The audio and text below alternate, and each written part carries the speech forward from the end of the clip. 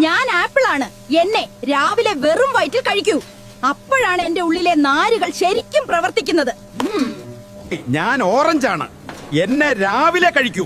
രാത്രിയിൽ എന്റെ അസിഡിറ്റി കൂടുവന്നതിനാൽ അത് നിങ്ങളുടെ തൊണ്ടയിൽ അസ്വസ്ഥതയുണ്ടാക്കാം. ഞാൻ നേന്ത്രപ്പഴമാണ്. വ്യായാമം ചെയ്യുന്നതിന് മുമ്പ് എന്നെ കഴിക്കൂ, പക്ഷെ രാത്രി ഉറങ്ങാൻ പോകുന്നതിന് മുമ്പ് കഴിക്കരുത്. രാത്രിയിൽ ഞാൻ നിങ്ങളുടെ ശരീരത്തിൽ കൊഴുപ്പായി മാറുകയാണ് ചെയ്യുന്നത്. അവന്മാരൊക്കെ കുറച്ച് ദേഷ്യക്കാരാ. ഞാൻ അങ്ങനെയല്ല. പിന്നെ എന്നെ പകൽ സമയത്ത് മാത്രം കഴിക്കാവൂ. രാത്രി ഉറങ്ങുന്നതിന് മുമ്പ് കഴിച്ചാൽ ഞാൻ നിങ്ങളുടെ ഉറക്കം കെടുത്തും. ഡേയ്, ഞാൻ കിവിയാണ്.